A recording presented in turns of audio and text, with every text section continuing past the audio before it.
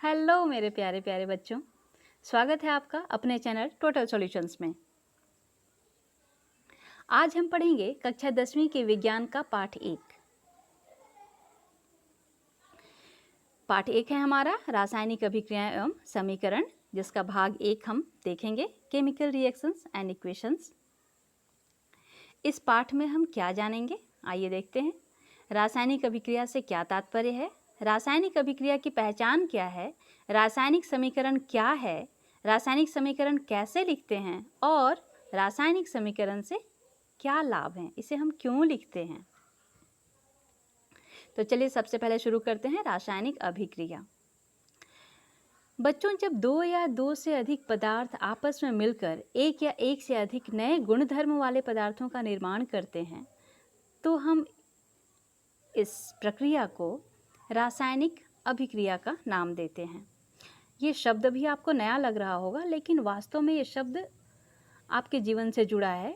रोज़मर्रा की ज़िंदगी में हम अपने आसपास जो रासायनिक परिवर्तन देखते हैं, जैसे भोजन का पाचन, दही का जमना, लोहे में जंग लगना, ये सब रासायनिक परिवर्तन हैं जो कि रासायनिक अभिक्रिया कहलाते हैं।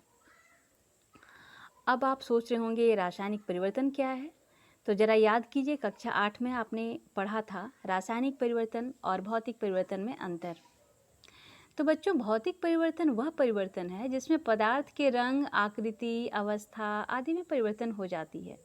जैसे धातु से खींचकर उसका लंबा तार बना देते हैं, पत्थर को तराश तराश कर उसकी मूर्ति बना देते हैं, बर्फ़ को गर्म करने पर ये जल में या जलवाष्प को फिर ठंडा करते हैं तो वापस फिर इसका जल में बदल जाना। तो ये सारी प्रक्रियाएं जो हैं वो एक रूप से दूसरे रूप में जा रही हैं और पुनः फिर पहले रूप में लाई जा सकती हैं। तो इन परिवर्तनों को हम भौतिक परिवर्तन कहते हैं। कुछ उदाहरण आप देख सकते हैं, जैसे ये तार बनाया गया खींचकर, ये मूर्ति, ये जलवाष्प का बनना। रासायनिक परिवर्तन कब होता है? तब जब वहाँ कुछ चीज़ें आपस में मिलकर नए पदार्थ का निर्माण करें या कोई एक चीज़ टूटकर अलग अलग पदार्थों में बंट जाए, अपने अवयवी पदार्थों में बंट जाए। यहाँ देखते हैं इसकी खासियत ये है कि रासायनिक परिवर्तन में पदार्थ की रासायनिक संरचना में अंतर आ जाता है, जिसके परिणाम स्वरूप नए पदार्थ का निर्माण होता है। जैसे अभी हमने देखा था ये कुछ चित्र, रासायनिक परिवर्तन में दही का जमना, जंग लगना, श्वसन, प्रकाश संश्लेषण, कोयले का जलना। कोयला भी जब जलाते हैं हम लोग तो वो ऊष्मा देता है, प्रकाश देता है और साथ ही धुआं देता है। वो जो कार्बन डाइऑक्साइड आप देखते हैं तो वो गैस वहाँ से निकलता है। या फिर जब आप भोजन पकाते हैं तो पकाने के क्रम में भी चीज़ें जब आपस में एक दूसरे से मिलती हैं, वहाँ रासायनिक परिवर्तन हो रहा होता है। तो अब हम लोग अपने पाठ पे आते हैं। समझ में आया ना? पिछली कक्षा में पढ़ा था ना आपने? तो हाँ, अब हम लोग आते हैं रासायनिक अभिक्रिया पर। तो परिभाषा आप लिख लें। रासायनिक अभिक्रिया वह प्रक्रिया है जिसमें दो या अधिक उत्पाद मिलकर एक या एक से अधिक गुणधर्म वाले नए पदार्थ का निर्माण करते हैं। अब इसकी कुछ आवश्यक शर्तें हैं। पहली शर्त ये है कि यहाँ उसकी रासायनिक संरचना में परिवर्तन होना चाहिए। जिन पदार्थों के मिलने से वो बना है उन पदार्थों की रासायनिक संरचना में परिवर्तन हो जाना चाहिए। और दूसरी शर्त ये है कि अब किसी भी भौतिक विधि द्वारा हम उस पदार्थ को उसके अवयवी पदार्थों में, जिन चीज़ों से वो मिलकर बना था उन पदार्थों में वापस नहीं ला सकते। यानी उसमें उत्क्रमणीयता संभव नहीं है किसी भौतिक विधि द्वारा। भौतिक विधियाँ याद हैं, हमने पढ़ी थी, चुंबकीय पृथक्करण विधि, आसवन विधि और छानने की विधि, निथारने की विधि, कुछ विधियाँ हमने पढ़ी थी कक्षा 9 में। तो उन सब विधियों का इस्तेमाल करके, कोई भी भौतिक विधि का इस्तेमाल करके हम रासायनिक परिवर्तन जहाँ हो चुका है वहाँ उस परिवर्तन से वापस जिन पदार्थों से वो बना था उस रूप में उसे कभी नहीं ला सकते। यह एक जरूरी शर्त है रासायनिक परिवर्तन की। और जहाँ भी रासायनिक परिवर्तन हो रहे हैं उन्हीं क्रियाओं को हम रासायनिक अभिक्रिया कहते हैं विज्ञान की भाषा में। अब जब भी रासायनिक अभिक्रिया संपन्न होती है तो वहाँ दो शब्द आपको याद रखने हैं। पहला है अभिकारक और दूसरा है उत्पाद। तो अभिकारक जो किसी रासायनिक अभिक्रिया में भाग लेते हैं, उस रासायनिक अभिक्रिया में भाग लेने वाले जो पदार्थ थे, जिन पदार्थों के आपस में मिलने से या शुरू में जो पदार्थ था जिसके जहाँ उन चीज़ों के मिलने से या एक पदार्थ के टूटने से जो नया चीज़ बन रहा है, तो शुरुआती पदार्थ जो उपस्थित है वो कहलाता है अभिकारक। और उत्पाद शब्द इस्तेमाल करते हैं ऐसे पदार्थ जिनका निर्माण रासायनिक अभिक्रिया के फलस्वरूप होता है। मतलब रासायनिक अभिक्रिया घटित होने के बाद जो पदार्थ का निर्माण होता है उसे हम उत्पाद कहते हैं। उदाहरण के तौर पे हम देखते हैं कि जब हाइड्रोजन और ऑक्सीजन का मिलकर जल का बनना होता है, तो यहाँ हाइड्रोजन और ऑक्सीजन क्या हैं? अभिकारक हैं। और चूंकि जल बन रहा है तो जल वहाँ उत्पाद कहलाएगा। वैसे ही कार्बन और ऑक्सीजन का मिलकर कार्बन डाइऑक्साइड का बनना जब होता है, तो वहाँ कार्बन और ऑक्सीजन क्या है? ये अभिकारक हैं और कार्बन डाइऑक्साइड उत्पाद है। ओके,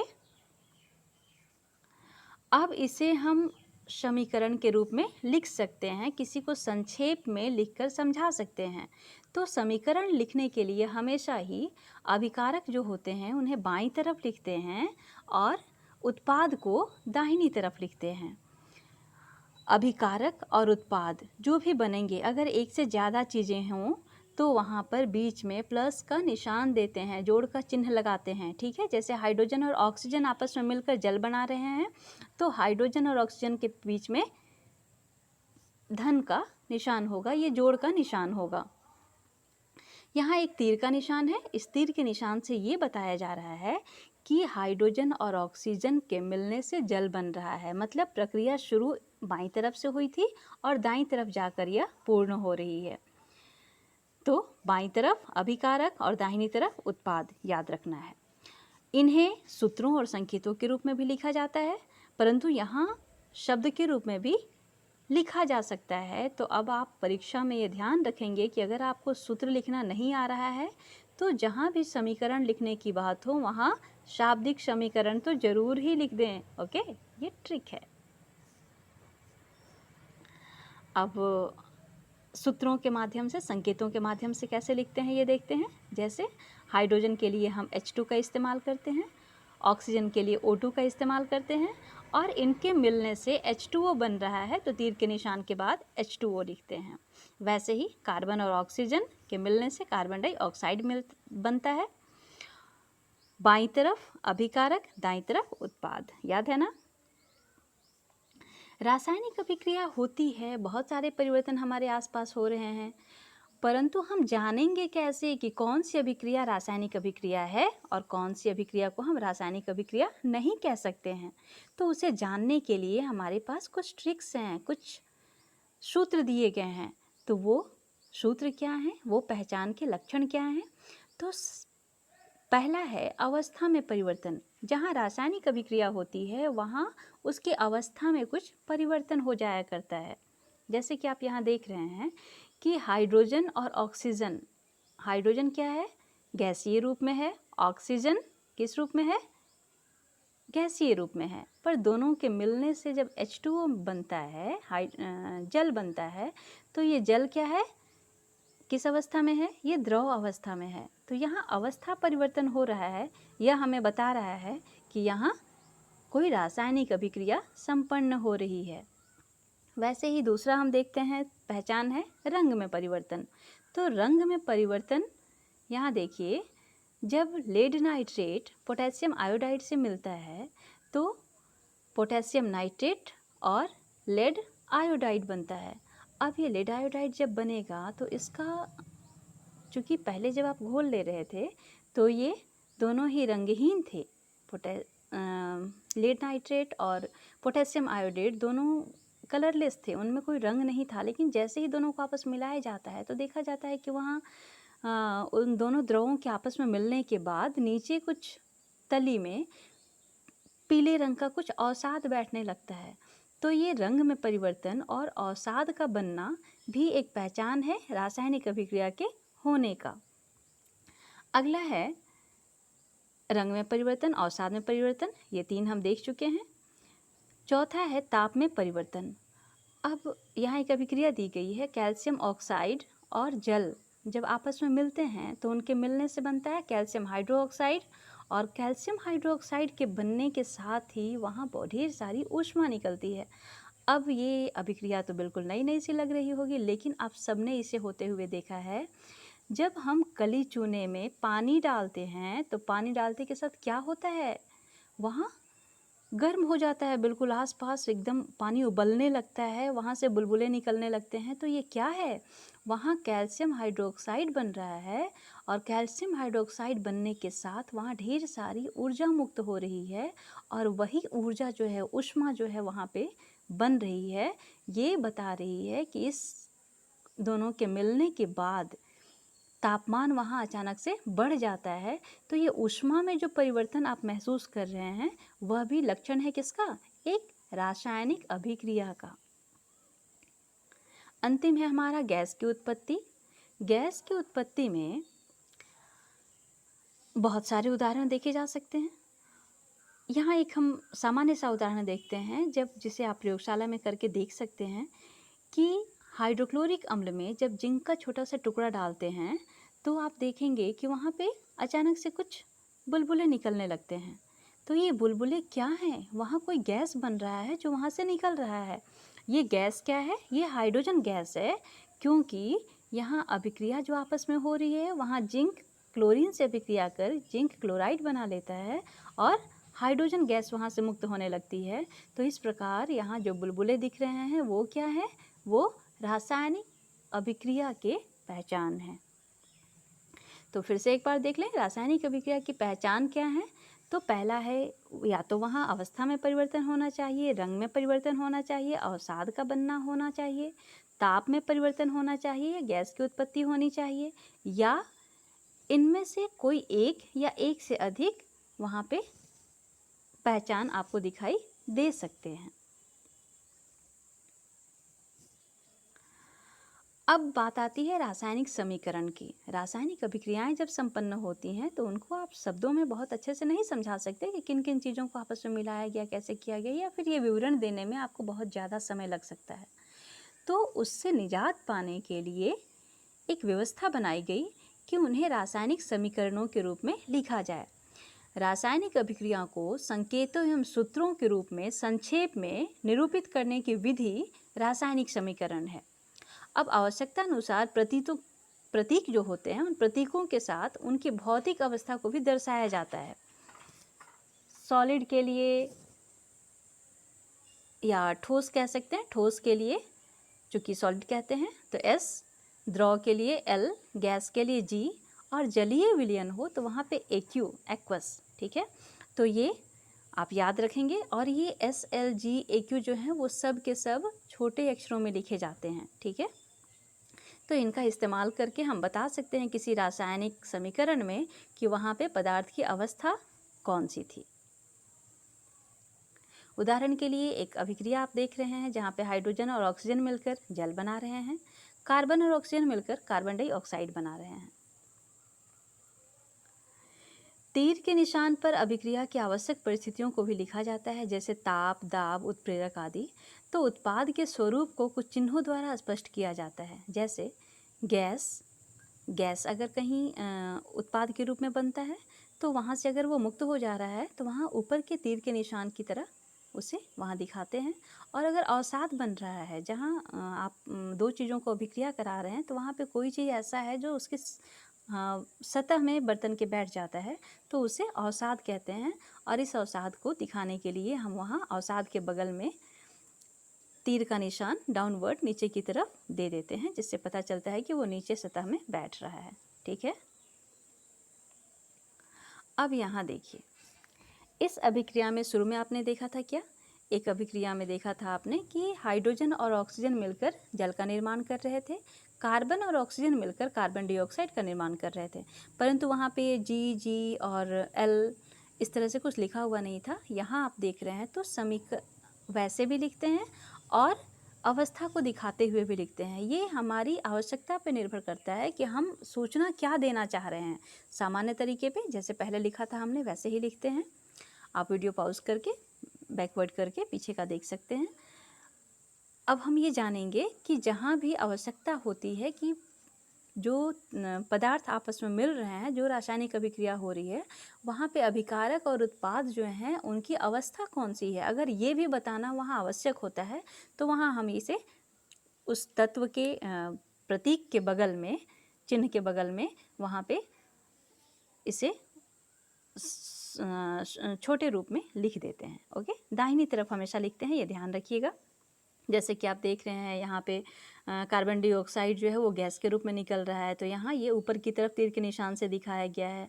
और अगर अभिक्रिया में ऊष्मा बाहर निकल रही है तो वहाँ प्लस ऊष्मा, और अगर ज़रूरी हो तो कितनी ऊष्मा निकली है उससे भी कैलोरी में मेज़र करके यहाँ लिखा जाता है। ओके, अब तीसरी बात ये है कि इस तीर के निशान का इस्तेमाल हम पहली बात इसलिए करते हैं कि अभिक्रिया किस तरफ से शुरू हो रही है और किस तरफ बढ़ रही है, किस तरफ अग्रसर है, ये तीर का निशान हमें ये समझाता है।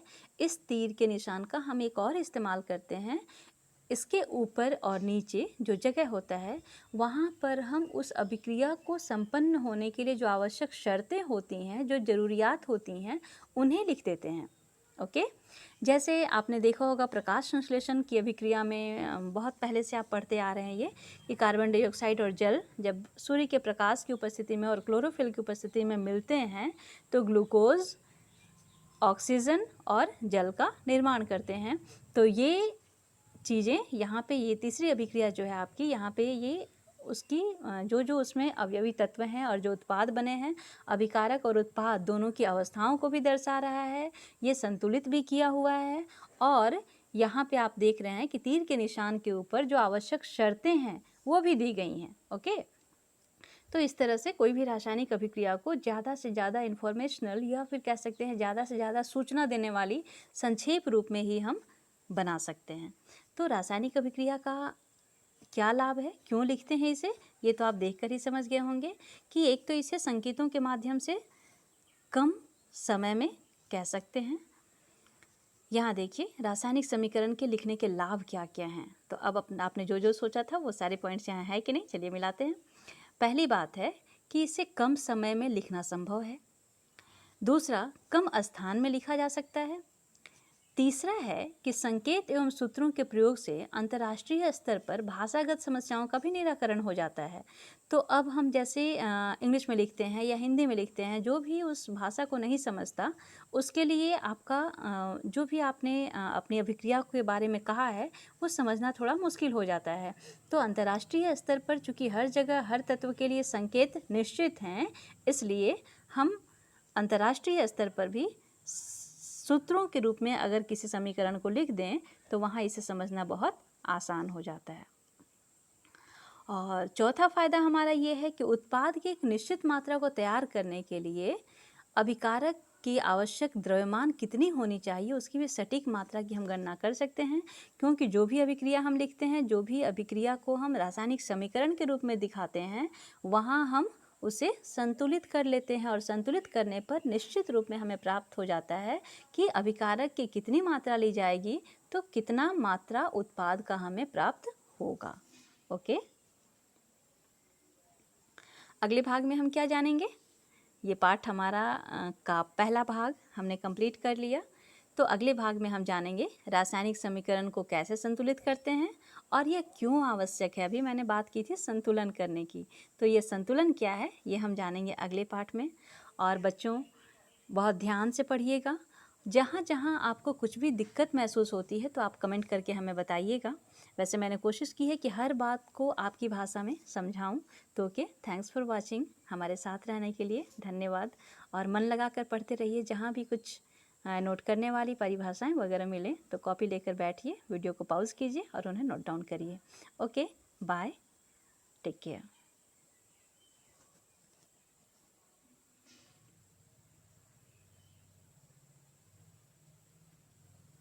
Thanks for watching.